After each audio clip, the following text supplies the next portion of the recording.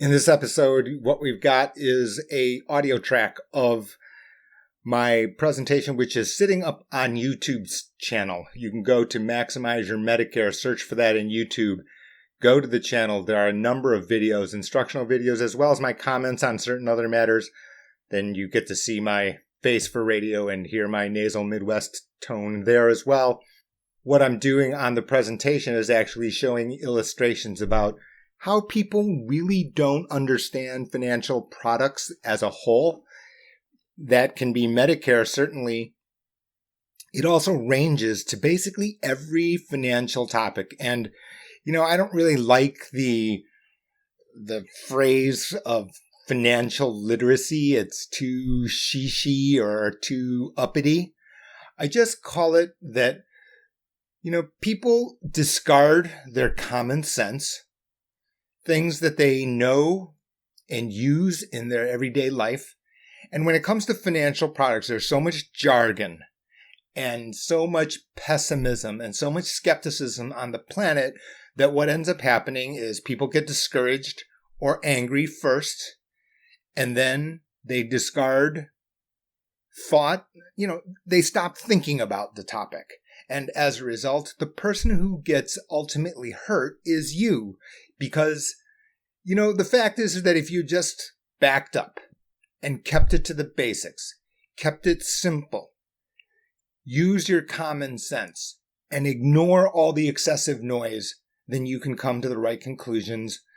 And you can also listen to people like me as I advise, both individuals as well as companies on their benefits plans, et cetera, continuation plans, all the other different issues that businesses might think through. The reality is just a simple application of your common sense and keeping your focus on basic principles will give you a roadmap. It does give you a roadmap, but instead people get distracted. Today's pod is the audio portion of the slides that I'm going to be presenting to a continuing education group at a college in Michigan. The reality is that if you can follow along, you can also go to the YouTube channel if you think the slides will be helpful. Master the basic concepts. And the reality is that, unfortunately, because the book is called Maximize Your Medicare, that, people think that, okay, well, this only has to do with, retirement or retirement planning. No, that's not the case. If you're a millennial, the basic concepts here apply to you equally. So if you count a millennial in your crowd, whether that be your grandchild or child, these same basic ideas can be used irrespective of age division. On we go.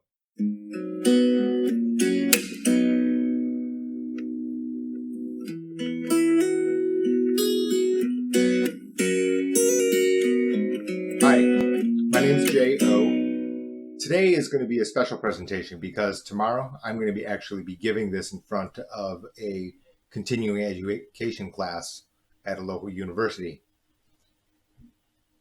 And today's presentation is called Life's a Gamble. And what it really is, it's going to be taking you through the very central concept, the very basic concept, the most important building block of logic that you need to have. It's very important because the world of financial products, financial planning, all of the different financial decisions you make really have a lot of myths, nice sayings, cliches, which are conveniently used so that you can think that you understand the concept. Instead, what it has done is just created, like a wrong starting point. We'll try to get to that. So I'm the author of the book, as you can see there on the right hand of your screen, called Maximize Your Medicare. I've got licenses, etc. I'm a certified financial planner. You can see my quotes online in the national media, USA Today, and that list down there. You can also hear me in interviews. Maximize Your Medicare has a podcast, for example. So let's just take a simple game that most people know, or a lot of people understand, which is roulette. And most people understand that, in the United States, the game is pretty simple. There are 38 spaces. There are 18 black ones. There are 18 red ones. And then there are 2 green, 0 and double 0. So the basic rule of the game is that you can place a chip on any one of the spaces. And you can see it.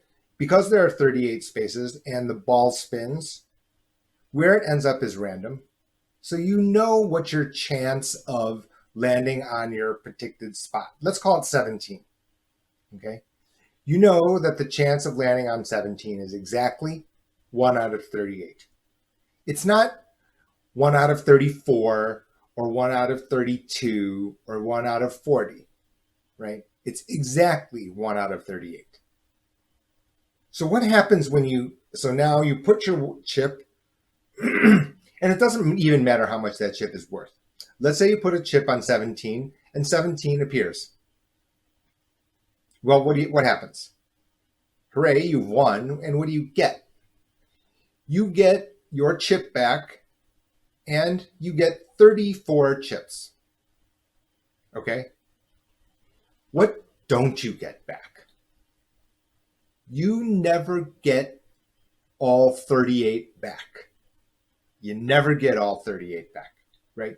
You get your 1, you get your 34 for a total of 35. But you can see it.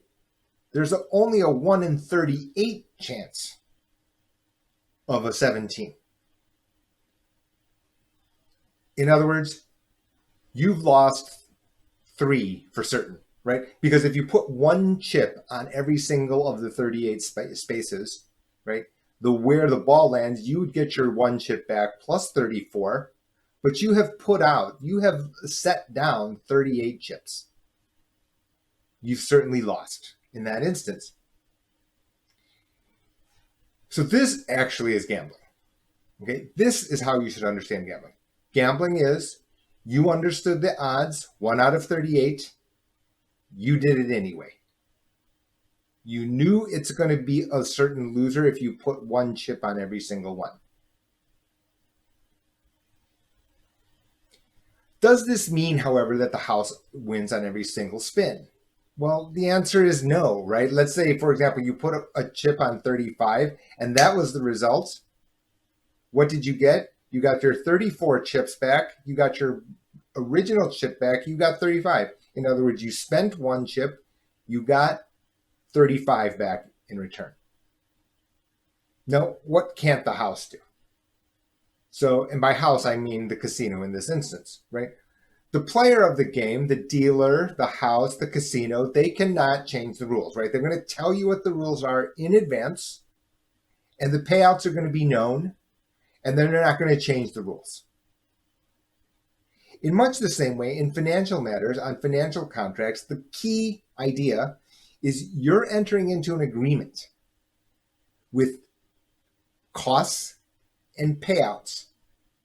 And the seller, they're not going to be able to switch the rules, right?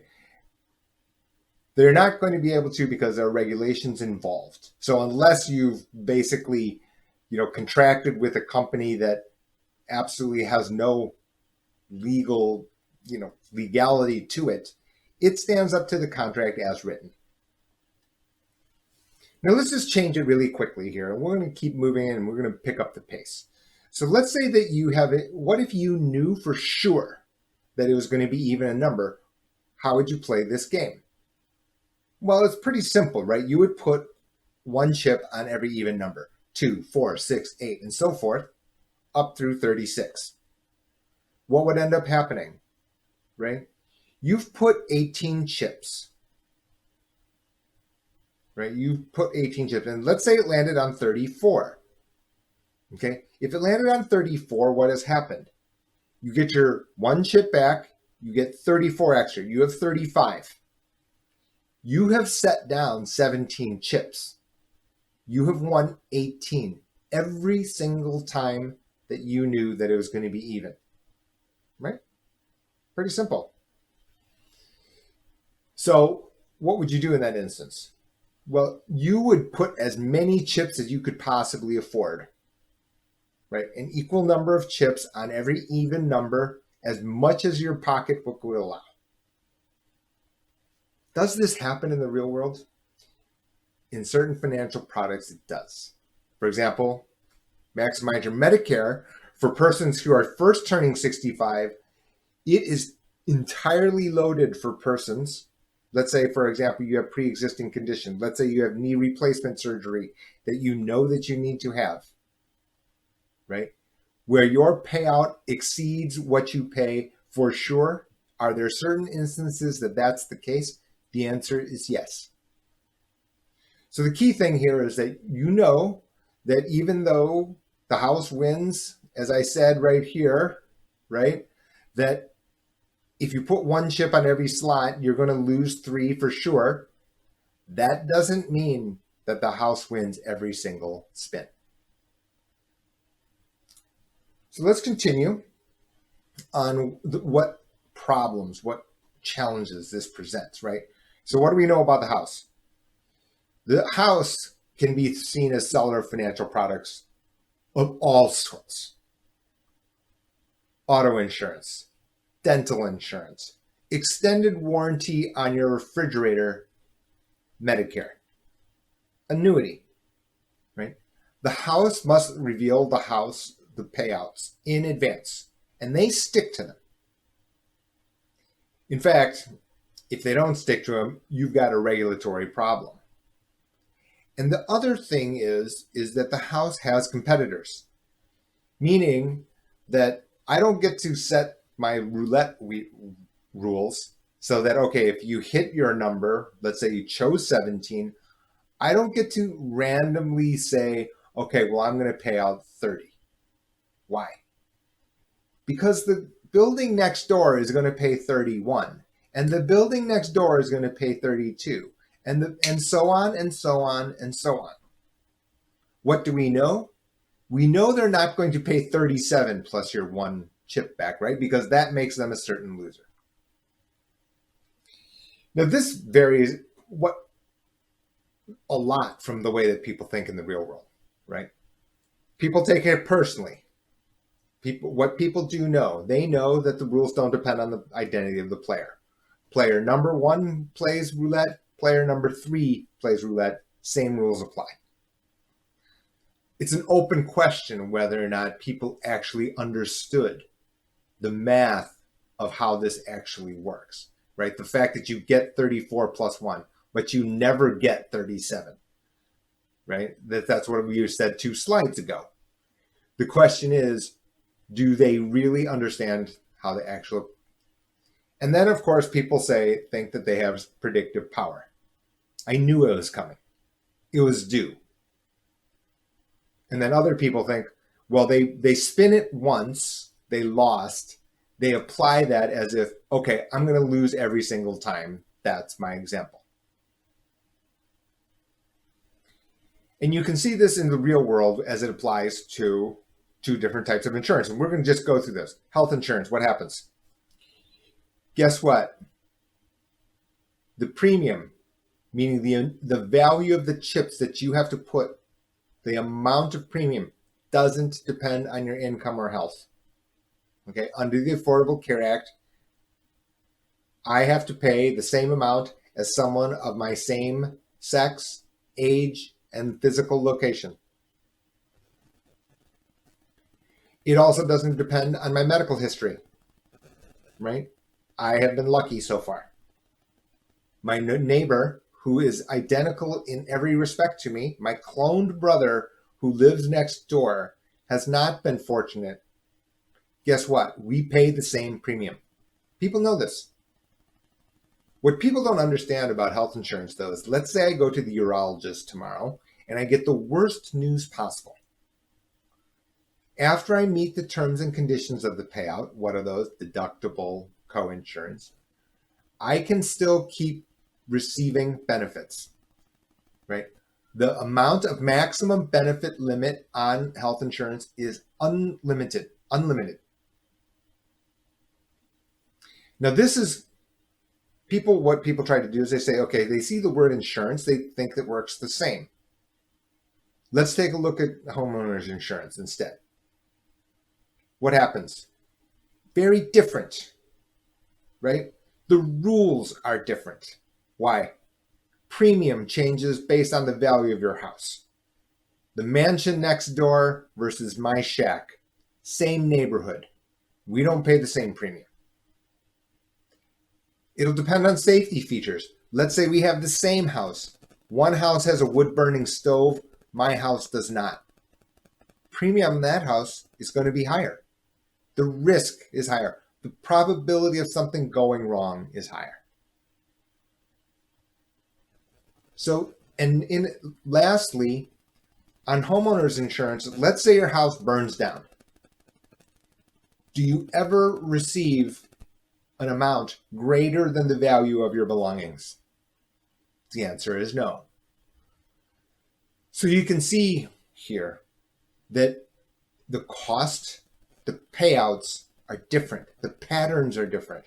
People must distinguish this. Instead, what ends up happening? Oh, it's got the word insurance, and oh, it's all like gambling. Notably, it's very important to understand this. And it's actually, in this day and age, quite liberating for me, right? What's not part of your application? They don't ask you what your political party is. They don't ask you what your personal philosophies are. Okay? These are numbers. They're calculated numbers, period. Period. Right? There are more. There are lots of examples. Medicare, we'll quickly go through it. You can see it. The cost, $144.60. This is known. It applies for everyone. Secondary insurance, that's your price. That's the real market, and that governs a turning 65-year-old pretty much everywhere in the country, in most locations, with few exceptions. Vital function. Now, this is important, right?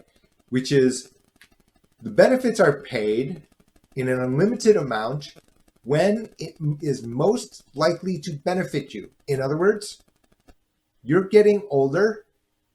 I have an inkling, more than the probabilities may say, that I'm going to get paid. All right? And even in the worst case here for Medicare, depending on the type of secondary insurance you may have, your out-of-pocket maximum, your losses, the most you can lose in a given year is known. It's known, fixed. Okay? So you can calculate what is going to happen. Dental insurance, different. The price, $50 to $60 a month, depending on, for very comprehensive plans. Problems, you've got these little details. Waiting period to receive benefits. Maximum benefit amount, $1,000 a year. So much in the same way that in homeowners insurance, your payout is limited to the value of your home. Here, your maximum benefit amount is $1,000 a year, right? Which also means that if you have a $500,000 dental problem, since you can only your benefit is limited to $1,000 a year, that means your maximum downside is limited. In other words, they both say insurance, the payouts and the costs are much different. So now let's go to two separate people. We got two people, Mr. Perfect. We've got Jabba the Hutt. And you can understand in this day and age, I'm calling somebody Jabba the Hutt, someone may throw a rock at me for that as well. But let's say Mr. Perfect, perfect height, perfect weight, never sick, $5 million to his name, 50 years old, living in Chicago. Okay, Jabba the Hutt. Same age, different stuff. 900 pounds, 3'5" tall. He's diabetic. He eats rodents. Okay. The point here is each of the financial topics, any financial topic, it will not fit. It will not affect each player in the same way. Let's take a look. So let's take a look at health insurance. Mr. Perfect. His likelihood of receiving benefits from health insurance is not likely. He's perfect, right? But he understands the unexpected can happen. It's logical. He wants to pay a little to deal with the outlier, but overall, he doesn't want to pay. Nobody wants to pay. Of course not. So does this depend on the price? Well, yes. Okay, so in the same way, okay, do I want to buy a lottery ticket? Yes. Why? It's $1. Do I want to buy a lottery ticket if the face value at the counter is $100 each? That is different. Different, right? That $100 has a function that Mr. Perfect could have used for something else, like teeth whitener. Okay. Let's take a Jabba the Hutt. Jabba the Hutt's got a different set of circumstances, right? He's 900 pounds. He's diabetic. His payout, his likelihood of receiving benefits under health insurance is very likely. Very likely. He's got to go to the doctor often, right? And while it's random, right, it's not the same likelihood of collecting benefits as Mr. Perfect. So his demand, how much he will part with his money, even if he has much less money, he knows he needs to pay. And guess what? In health insurance, in Medicare, the seller can't do anything about this. If Jabba the Hutt can pay the premium, the seller has to sell to him, period. That's the Affordable Care Act. And now you understand why people don't want to limit pre-existing conditions. Jabba the Hutt, absolutely. So you go through all these different topics so you can understand it, right? That even goes to your portfolio. That goes to your Social Security Administration and how you accept your benefits. We'll get to that. When you take all these topics, we've got a number of different topics that affect your life. This is ultimately what financial planning should be, right? We went through Mr. Perfect. We prioritized his objectives. Everyone's got their own separate ball of wax. These moving parts are different for every person. Their income, your family. Do you support a spouse? Do you have children? Other priorities, right? Mr. Perfect, Jabba the Hutt, they don't have the same set of moving factors. Neither do you compared to your neighbor, maybe not even your brother, your sister, right? Things change. You have different personal priorities as well. So really what I end up doing here is I'm matching the pieces, each of these pieces, to your objectives and your resources. Right? Is it important? You could see it. Jabba the Hutt, the idea of doing without health insurance is a non-starter to him. Mr. Perfect, it kind of depends, right? It is rational for him to think through it. He knows that outliers are happening, but he knows the likelihood of receiving benefits from his health insurance are low, really low. You can remember if you were a 27-year-old male, how many times do you go to the doctor? Never, right? Low. So then the question then becomes, of course, cost, right? Does the cost of the chip that you need to buy in order to buy policies, buy this protection against these outliers, whatever it would be, does it matter on the actual price? The answer is yes. Does it matter on how much you're going to collect? The answer is yes. Absolutely. Now, the difficulty here, right? The difficulty here is that you do need to think of these scenarios in advance. We know that stuff changes in life. Father Time undefeated. Father Time doesn't stop either, right? So what you need to understand, going in advance is that the house, they don't get to deny you once you've already played. However, that doesn't mean that they can't change the rules so that you can't play at all, right? In other words, they're not going to say to you, in health insurance case, Mr. Perfect Jabba the Hutt, today the rules are such for everyone. They won't deny you. No one said that tomorrow the entire set of rules don't change. I didn't say that. People understand this. So what ends up happening is that the house, for example, could deny you on other matters. Let's just say homeowners insurance. All of a sudden, later, they realize that underneath the ground is, some awful land that people didn't understand in the past. And that was going to create a sinkhole. Guess what? You may not be able to purchase insurance at the time you most need.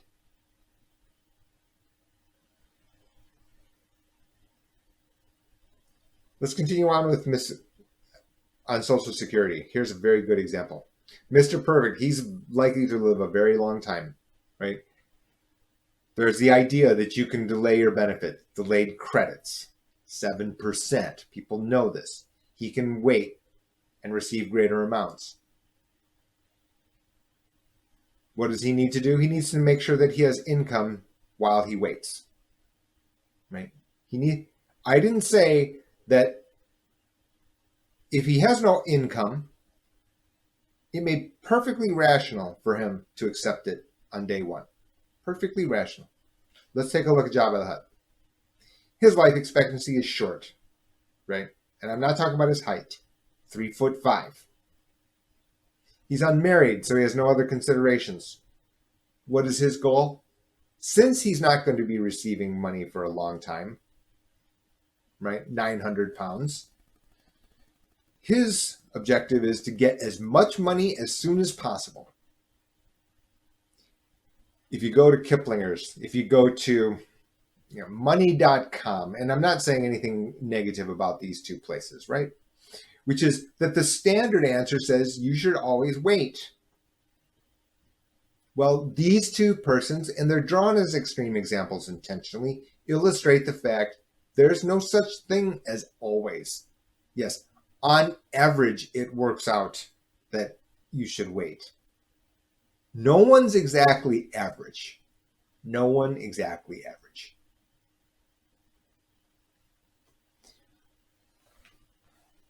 So you can see on and on we go. Social Security, health insurance, Roth, 401k, required minimum distributions, etc., etc. The list of topics. When you're a millennial, do I contribute to my 401k? Do I pay my student loan? How much do I contribute to my 401k under matching rules? Which insurance benefits from my employer matter the most? Right? What you have in the difficulty with this, so you can see a long list affecting different people at different times of their life, which you actually have, and you can see it, which is the easy of what I do is translate each one of these things. That's the easy. Can I tell you exactly how disability in short-term disability insurance works? Yes. Right. We have many employers as my clients. I explain to them, here are the terms and conditions of short-term disability. Here are the pros. Here are the cons. Here's why you may want to. Here's why you may not. The answer is you do for short-term disability, for those who want to know. But anyway, from that point, once you've decided, yes, this fits my situation and my priority list, then it's my job to nail down the best price, period. Right? It's my fiduciary responsibility. That's what it is. Once we have the objective, go get the best price. This is why I'm not a captive person to any individual carrier or seller, right? I want to be able to pick and choose, cherry pick. Why? So that it matches on that one topic. So it matches your price the best. That's it. That's the only standard. Now, let's just take in disability insurance. Short-term disability insurance has a very good value, very high value, very high. Why? Number one is if you lose your income. What do you have still? You've got rent, you've got your mortgage. Okay. More complicated is the idea of fitting these pieces together. And you can see it here, why I put these silly icons here, right? The orange icon is just like one short-term disability. However, how it fits in your overall picture and fitting them together is more complicated, right? And much higher value, right? Because in the realm of thing, in the overall picture, having one piece right by itself doesn't get the full picture. I basically tell this to clients all the time who ask me, Jay, what about this individual topic? What about that individual topic? And I'm like, yes, that may or may not be important. Then I always finish with, my job is to make sure or try to flip over as many rocks with one objective so that the overall picture has the greatest value. The overall picture in as many scenarios as possible, right? Just having this orange piece as the Rolls Royce of orange pieces doesn't help you if it detracts away from the value of the overall puzzle. Doesn't, right? It's an incomplete answer. And this is the challenge of the way the world works. And, I don't usually use words like sympathetic, empathetic, pity when it talks to yourselves as consumers. But you do get my empathy in this instance, is that the problem here on the way that the real world works is that it's being sold to you. It's being advertisements, right? The advertisements aren't talking about four pieces here. They're there only on the orange piece, right? Life insurance, annuity, investment portfolio, health insurance, disability insurance, long-term disability insurance, homeowners insurance, umbrella insurance, right? Income planning, the list of topics, right? Someone says, okay, I'm an expert, or, my company is expert in this. That makes it hard because because then you get left with the idea, okay, this is the sole topic important to my financial life. That cannot be the case. The real value is to put them together to maximize the overall value of your household. And now you can see it, right? The simple logic, the obvious logic here on why I wrote a book about this particular topic is what?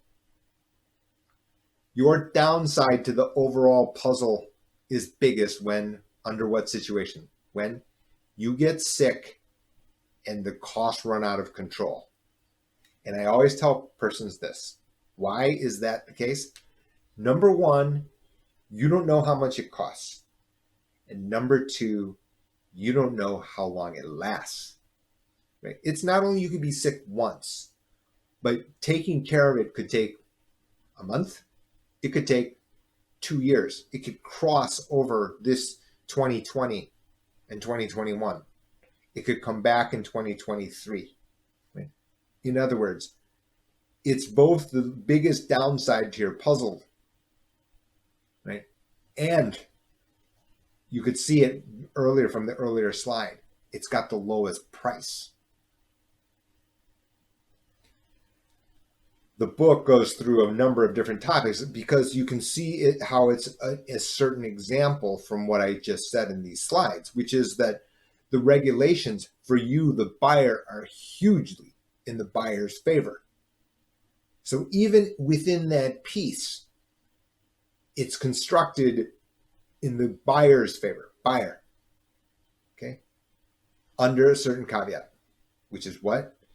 You need to understand how the payouts work. In other words, now you can see why I started with roulette. People didn't understand how the payout, people kind of may have understood that it was important. They want to get the lowest price, that's obvious, right? But you actually do need to understand how to get those payouts. And that requires very good understanding of the rules. That's why I've devoted a fair amount of time to Maximize Your Medicare, conversations in public, quotes in the national media. I'm going to end it here and just let me wrap up by making a couple of other points. You can see over the past 30 minutes the general principle. It's only just one principle, which is follow the cash, meaning the chips, how much the chips cost, and then follow the payout. Okay?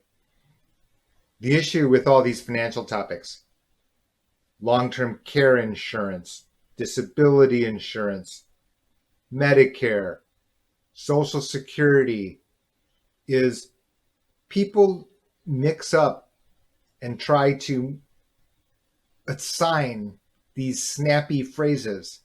It's a gamble. It's all random. The reality is you could see Jabba the Hutt and Mr. Perfect, while it's kind of random, the ultimate outcome, that is different than the probability. Okay? And so since people don't understand that, what ends up happening is, okay, well, all insurance is the same. It's all a gamble, et cetera, et cetera. No, it's not. The payouts are different. The costs are different. Okay? That's the common thread through all the videos on this channel, right? You could change the topic. There's a long-term care insurance video. So that's number one. That's your first task, is to focus on the cash flow and the payout. And then the second one is understand that it's only a single piece you're talking about. And that's a bit unfortunate, right? Because YouTube is built that way. This is our society now. We want a snippet. We want a small, focused little piece of attention. We get an advertisement that's only on one topic. The issue on financial matters is you're dealing with an entire set. It's a puzzle with multiple components. They must fit together. And that becomes, my job. So you can see I have two jobs, right? First is to explain the payout, the cost and the payout. And then how does that puzzle piece fit in your overall picture? You can ask me questions, gh2benefits.com, maximizeyourmedicare.com. There's always a place there to send me your email. You can put your comments here on this YouTube channel. Be sure to subscribe to the YouTube channel. That way other people can discover it. Hopefully you got something today. We'll be using this kind of framework for videos going forward. Thanks very much for watching. Okay, that's it for today. Again, if you want to see this presentation along with the physical slides, you can go to the YouTube channel. Just type in or search for Maximize Your Medicare, and it's called Life's a Gamble. That's the name of the presentation. Be sure to subscribe to that YouTube channel, this podcast on Apple Podcasts, Spotify, anywhere you enjoy podcasts. Give us a 5-star rating. It's important because that way other people can, discover the podcast. It's pretty important today's, pod, because the reality is the same type of reasoning is or can be applied to lots of different topics. You can see long-term care versus life insurance and living benefits and how to compare them. That's the same logic you're trying to use when you're thinking through annuities, through health insurance, through life insurance, your stock portfolio, your retirement portfolio, for example, the nature of it, has to be looked through the lens that is used in today's presentation. I'm Jay. This is the Maximize Your Medicare podcast. Thank you so much for listening. Speak with you soon.